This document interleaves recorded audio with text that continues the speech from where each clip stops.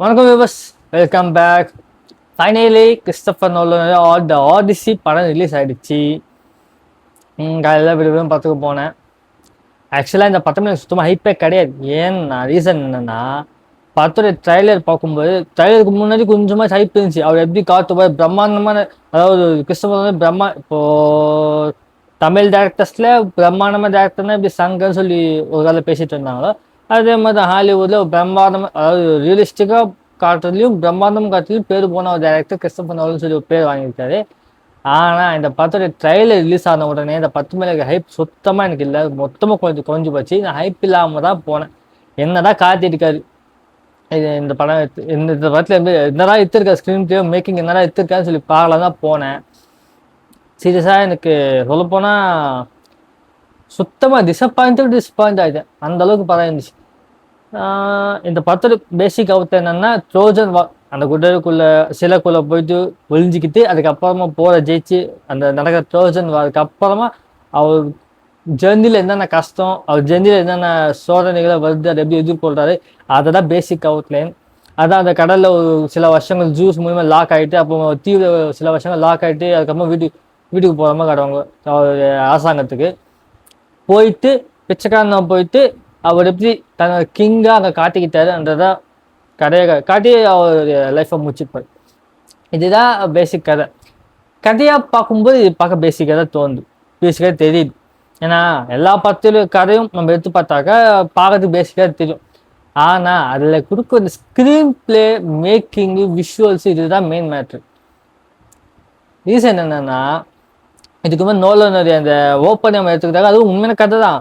உண்மையான கதையை ஒரு கொஞ்சம் ஃபியூச்சர் பாஸ்ட் டைமில் நடக்கிறதுனால, அது டெக்னாலஜியில் இம்ப்ரூவ்மெண்ட், நியூக்ளியர் பாம் ரெடி பண்ணுறதுனால அந்த கதை, அந்த ஜப்பான் மேலே பார்த்த குண்டு, ஒரு ஹிரோஷிமா நாகசாக்கி அந்த குண்டு இருக்குல்ல, அதோடைய கதையாக தான் ஓப்பனே வாழ்நாள் கதையாக தான். அவர் எப்படி குண்டை மேக் பண்ணாரு, அவர் வாழ்நாள் கதை எப்படி, அதை தான் அவர் சொல்லியிருப்பாங்க தவிர, ஆனால் சொன்ன விடும் பிரம்மாண்டமாக காத்தாட்டியும் கொஞ்சம் அந்த மேக்கிங்கு, அந்த ஸ்க்ரீன் பிளே, அந்த சொல்லித்தர விதம், அந்த சயின்ஸை பற்றி சொல்லித்தர விதம், அதெல்லாம் கொஞ்சம் இன்ட்ரெஸ்டிங்காக புரிஞ்சவங்களுக்கு, அந்த படம் எப்படி யாருக்கெல்லாம் புரியுதோ அவங்களுக்கெல்லாம் அந்த படம் வந்து பிடிச்சிருந்துச்சு.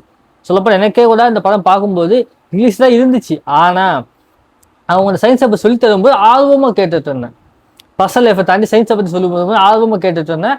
அதில் மட்டும் இந்த படம் லேகாமல் போச்சு. தமிழ் தப்பு ரிலீஸ் பண்ணாங்க.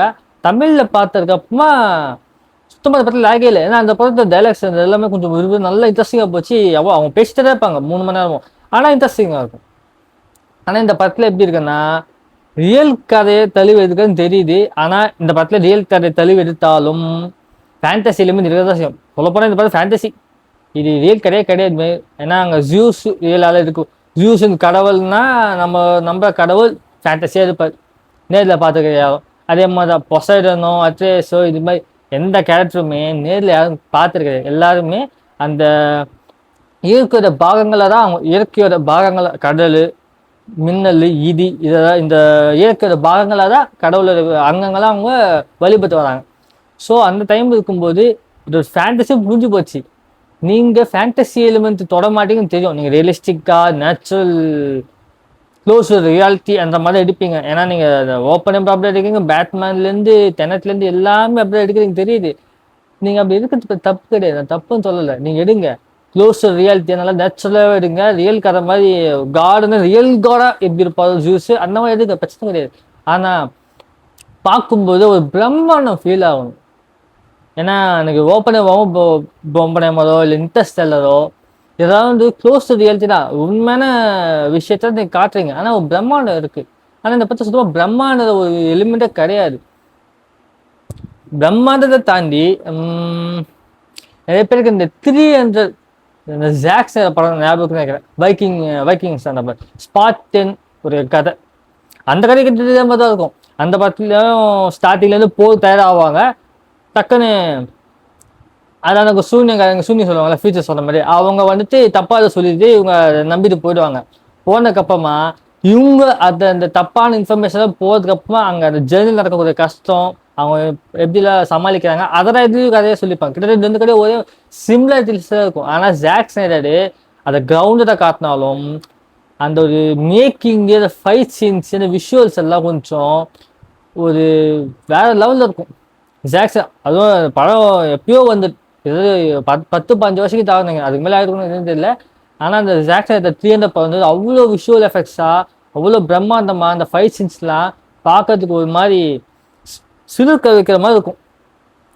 அந்த மாதிரி ஒரு படத்தை எடுத்துட்டு அந்த மாதிரி அந்த மாதிரி எடுக்க வேண்டிய படம், அதாவது அந்த மாதிரி இந்த ஆடிசியும் அதே மாதிரி எடுக்க வேண்டிய படம் தான்.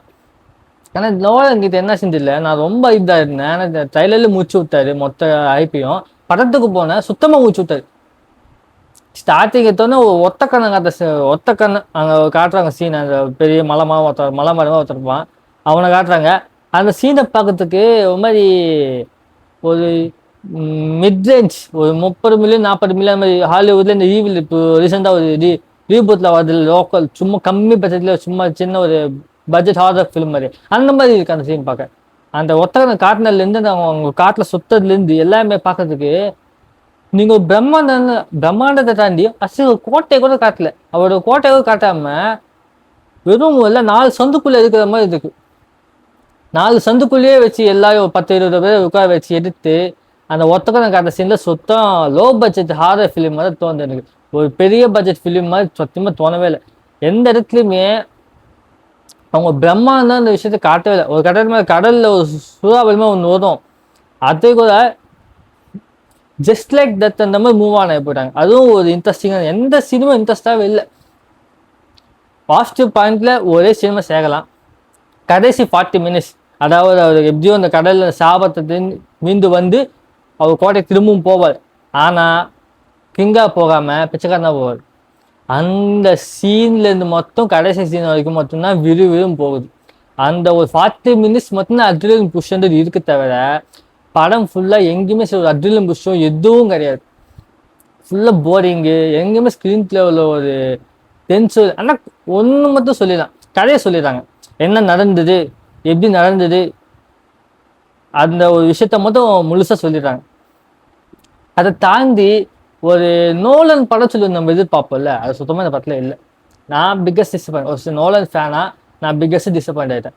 ஒரு படமாக பார்க்கும்போது இது ஒரு ஆவரேஜ் மூவி. இவங்க போட்ட பட்ஜெட்டுக்கோ இவங்க அனௌன்ஸ் பண்ண டேரக்டருக்கோ இந்த படத்துக்கு சம்மந்தமே கிடையாது. இந்த படம் ஒரு 30 40 மில்லியனில் எடுக்கப்பட்ட படம் தான் தோணுது. ஏன்னா அந்த அளவுக்கு அவங்க குவாலிட்டியாக எடுத்துருக்காங்க தவிர எந்த ஒரு இடத்துலையுமே பா இந்த இடத்துல பிரம்மாண்டம் தோணுதுப்பா, எவ்வளோ காசு பார்த்து ஒரு பிரம்மாண்டத்தை பார்த்தோம் அந்த மாதிரி எங்கேயுமே ஃபீல் ஆகலை. எல்லாமே ரொம்ப கம்மி பட்ஜெட்டில் எடுக்கப்பட்ட படமாக தான் ஃபீல் ஆகுது. என்னாவது எல்லா காசும் தூக்கி சம்பளமாக எல்லா ஆக்டர்ஸும் கொடுத்தாங்க. ஏன்னா ட்ராமாவில் இருந்துச்சு, ஜண்டையா பெரிய பெரிய ஆக்டர்ஸில் இருக்காங்க. மேபி எல்லா காசும் தூக்கி சேலரியாக கொடுத்தாங்களா சத்தியமாக புரியல. ஆனால் சீரியஸாக இல்லை, படம் பிக்கஸ்ட் டிசப்பாயின்மெண்ட்டு. ஆனால் இந்த படத்தை யாருக்குமா பிடிக்கும்? நோலன் தீவிர கண்ணின்னு சொல்லுவாங்க, நோலன் படத்தை பார்த்தே தீர்வும் சரி அவங்க வந்து படம் பார்க்கலாம். மேபி இல்லை இந்த நாவல் பேஸ் பண்ண கதைகளை சில பேர் விரும்பி பார்ப்பாங்க, அவங்களுக்கு இந்த படம் செட் ஆகும். இதை தாண்டி இந்த படத்தை ப்ளஸ்ன்னு சொல்லி என்ன சொல்கிறது, ஏன்னா ஸ்க்ரீன் பிளே மோசமாக இருக்குது, ஆடியோ இந்த சவுண்ட் எஃபெக்ட்ஸும் பெருசாக இம்ப்ரெஸ் பண்ணுற மாதிரி கிடையாது. இந்த படத்தில் நான் மேஜராக காண்டா என்னன்னா கடைசி 40 மினிட்ஸ் அட்ரினலின் இருந்தாலும் அந்த கேமராவை எதை மாற்றிக்கிட்டே இருக்கீங்க. கேமரா ஒரு இடத்துல வச்சுக்கிட்டு எப்படி சண்டை போடுறாங்க, அது கொஞ்சம் ஆர்ட் ஸ்டைலாக ஒரு கிளாசிக்காக ஒரு அழகாக ஒரு சினிமாட்டோகிராஃபி சூப்பராக கொரியோகிராஃப் பண்ணலாம்ல. பார்க்குறேன் எப்போ பார்த்தாலும் இந்த கேமரா ஷேக்கிங் வந்து கடுப்பாகுது எனக்கு. பார்க்குறேன் கேமரா ஷேக் பண்ணிகிட்டே இருக்கானுங்க, கேமரா ஒருத்தர் நிற்கவே மாட்டேங்குது. எனக்கு தெரிஞ்சு இந்த படத்தில் மெயின் நியூட்ரல் பாயிண்ட் யாருன்னா ஆதிசிஸ் தான். அவர் தான் படத்தை ஃபுல்லாக தூக்கி நிற்கிறா தவிர வேறு யாருக்குமே ஒரு சின்ன கேரக்டர், இன்க்ளூடிங் டாம் ஹாலண்ட், அவன் பையன் டாம் ஹாலண்ட், அவனுக்கு கூட ஒரு சின்ன கேரக்டர் டெவலப்மெண்ட் கொடுக்கல. ஜெண்டை அச்சீனா கேரக்டர் ப்ளே பண்ணியிருப்பாங்க, அவங்களுக்கும் ஒரு சின்ன கேரக்டர் டெவலப்மெண்ட் கொடுக்கல. அவங்க 2 3 சீனில் அப்பேர் ஆவாங்க தவிர அவங்களுக்கும் ஒரு சின்ன கேரக்டர், யாருக்குமே கேரக்டர் டெவலப்மெண்ட் இந்த படத்தில் கொடுக்கவே இல்லை. ஆடிசி மாதிரி இந்த படத்தில் மெயின் லீடாக இருக்காது. ஆனால் இருந்தாலும் படம் இம்பேக்ட் இல்லைப்பா. நான் நோலன் கிட்ட இந்த ஒரு ஃபஸ்ட்டு ஃபிலிமை நான் எதிர்பார்க்கல. சொல்லப்போனால் இந்த நோலன் ஃபிலிமாக தெரியல, யாரையும் நோலன் மொத்தம் மார்க்கெட்டிங்காக யூஸ் பண்ணிட்டு சின்ன லோக்கல் டேரக்டர் வச்சு எடுப்பாங்கல்ல, 4 செவத்துக்குள்ளே வச்சு ஒரு சின்ன பட்ஜெட் எடுப்பாங்கல்ல, அந்த மாதிரி எனக்கு அந்த படம் ஃபீல் ஆகுது தவிர ஒரு பெரிய பட்ஜெட் படமும் இந்த மாதிரி எந்த மாதிரி ஃபீல் ஆகலை. சொல்லப்போனால் நான் பார்த்தது இங்கிலீஷை தான், இங்கிலீஷ்ல கொஞ்சம் மோசமாக தான் இருந்துச்சு. தமிழில் பார்த்தா என்ன கொஞ்சம் கனெக்ட் ஆகாம தெரியல. இருந்தாலும் எந்த சினிமா எனக்கு கொஞ்சம் கூட கனெக்ட் ஆகலை. அந்த ஒரு எமோஷன்ஸ் வந்து எதுவுமே இல்லைங்க. சென்டிமெண்ட்ல டச் ஆகலை. நான் சொன்ன மாதிரி கடைசி 40 மினிட்ஸ் அட்ரிலியன் புஷ் இருக்கும். அதை தாண்டி வேற எங்கேயோ உங்களுக்கு ஒரு இன்ட்ரெஸ்டிங்கோ ஒரு பிரம்மாண்டமோ ஒரு அட்ரிலியன் புஷோ கிடைக்கவே கிடைக்காது. ஆனால் நீங்கள் அந்த என்ன நடந்துச்சுன்னு கதையை தெரிஞ்சுக்கிட்டே ஆகணும்னா நீங்கள் போய் தாராளமாக படம் பார்க்கலாம். அதை நான் படம் பாருங்க பார்க்கறேன்னு சொல்லலை. எனக்கு இந்த படம் சுத்தமாக ஒர்க் அவுட் ஆகலை. As Nolan fan I disappointed.